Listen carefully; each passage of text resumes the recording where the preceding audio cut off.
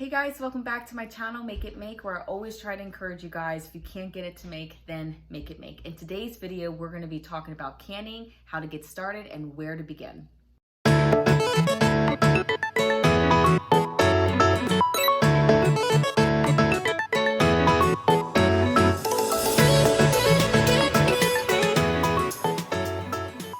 One of the most common questions that people ask me about canning is how to begin and where to get started. So in this video, I just want to give you a couple of resources to help you on your journey from the very beginning. And with all the resources I'm going to give you, it will also help you to continue to grow to become a very well-seasoned canner. Also, all of the websites and products that I'm going to be talking about today will be linked in the description down below. The first resource I want to refer you to is a website called the National Center of Home Food Preservation. That is an excellent website to navigate and sort of get to know the ins and outs of canning. Also, if you want to preserve your food beyond the canning method, they teach you how to freeze, ferment, and also dehydrate. It is an excellent website and is very credible and is by the USDA. So the next resources I'm going to show you are 3 books. Now these 3 books complement each other very well. I'm very happy with them. If I never bought another canning book, I think I'd be completely fine. So the first book I'm going to show you is it's a book by the USDA. It's The Complete Guide to Home Canning. Don't worry if you cannot find this year, the 2021. Apparently some people are only able to find the 2015. Even still, buy it. It's a great book. This book acts as your Google, your encyclopedia. So let's say that the internet were to completely crash and you needed to learn how to start canning from scratch, from beginning to end. This would be the book to do that because it goes completely in depth. It's very thorough. So that's the first book that I would recommend. The next book I want to show you is by the Ball Company. Now, this is the very first book I ever purchased when I started canning. It's called The Complete Book of Home Preserving. Now, this book is great, especially if you were just getting started, and it will help slowly advance you in your canning journey. And I love how it has a section in the back that explains how to can very, very simply. It goes through it very simply, and it also has pictures. I'll show you real quick here on just tools and sections, sort of guiding you very slowly on the process of canning and how to get it done. And it is very heavy in learning how to water bath. And that is where I would also recommend you get started in canning, is learning how to water bath first. And this book will really help you to get that skill down pat. I also love how when I was learning how to make jam or jelly, which is like a beginner's recipe, it really showed me with pictures the gel stages of the jam, and that was very helpful. So again, all around great starter book. So the next book I would recommend is the Amish Canning Cookbook. Now, I absolutely love this book, and the reason being is because how simple the recipes are. It is really just opening up the book, looking at the recipe, and then just the description on how to do it. Very simple. I will also say that if you've never canned before, that this book would not be one that would necessarily be for teaching you the skills from beginning to end. Now, there is a small step-by-step guide in here for both water bath and for pressure canning, but it's not something that's going to go really into depth in teaching you more of your skill.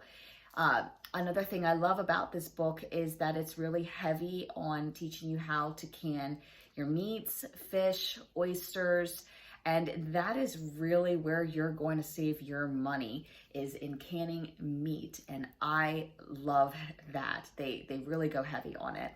I was also pleasantly surprised to see that there was a section about Tattler lids. And if you never heard about Tattler lids, they are a reusable lid. And just the author's thoughts on them were actually really helpful because learning how to work with Tattler lids is a bit of a learning curve when you get started with them. And I'd never seen a canning book that touched on it or really talked about it in a book. So that was another thing that really impressed me about the book. But again, all around great book. All these three books that I have mentioned complement each other very well because we have one, the USDA book that goes really into depth, the Google Encyclopedia book, your Bible canning book, the Ball book that really teaches you the basics, getting you from start to finish, you know, with easy recipes, then to more advanced recipes. And then just like, hey, I already know the canning basics. I just want a recipe. I want it to be easy and simple, and let's get down to it. And I want to get more into my meats. That's why those three books complement each other really well. All right, so let's talk about different canners, and what I'm gonna do is show you what I have and some options, and then you can sort of decide for yourself what would be the best canner to go with. All right, so this was the very first canner that I had ever purchased.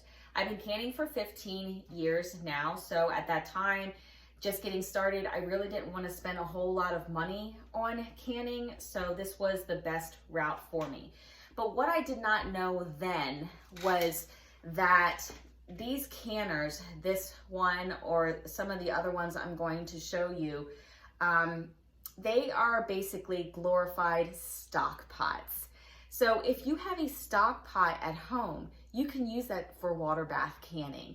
The whole point of water bath canning is to make sure that your jars are submerged under water. But if you are going to be doing bigger batches, that's why they make the canners, so that way you could put more pints and more quarts. But if you're just doing, let's say 6 jars or whatever, that's fine too. So it just sort of depends on how many people are in your family. It could be just you, you know, or you could be canning for a family of 6, a family of 4. So you kind of have to decide, is it worth buying a water bath canner, or is it worth just sticking with a stock pot? So this is the canner that I use. It is by the Ball company. It is stainless steel. And the reason why I switched up my canners was because my stove switched up. I ended up having a glass top stovetop, and I needed something flat. And a lot of people ask if they can on a glass top, and you can. I do it all of the time. That's where I do most of my canning during the winter. Now in the summertime, I go out and I use a Camp Chef, and I will go back and use my old canner and this canner as well. A Camp Chef is an outdoor propane double burner that I use to do canning outside. But this is currently what I use. I love it, and I have 2 of them just because I just was like, oh my gosh, this is so amazing. It holds a lot of jars, and it's just very sturdy and very, very well made. So this right here is my Presto pressure canner, and it is an excellent pressure canner. I really have no complaints about this one here. There are a lot of other really nice pressure canners out there. Probably the best pressure canner in the market right now that I know of, and if you are watching this and you know of others, definitely put them down below for other people who are learning. It is the All American canner. That canner is a wonderful pressure canner. The reason why I went with this is because it was more in my budget, and I wasn't sure at the time how pressure canning was really going to fit my family, and it absolutely has. And even though that it's like one of the main things I can right now is through pressure canning, I don't regret buying this because it's practical. It's not ridiculously heavy like some of the other canners, and it does its job. I do have a video to show you guys how to use this type of canner. I go through all the ins and outs on all the little knickknacks and reading the dial gauge and how to get started and all the safety features if you want to look at that. But other than that, great canner, pressure canner to get started with. All right, well, that's what I have on where to get started and how to begin. I really hope this video was helpful to you. If you have any other questions that you would like for me to make a video on, I'd be more than happy to do that for you. Just leave them in the comments below. Anyway, guys, thank you so much. And as always, God bless.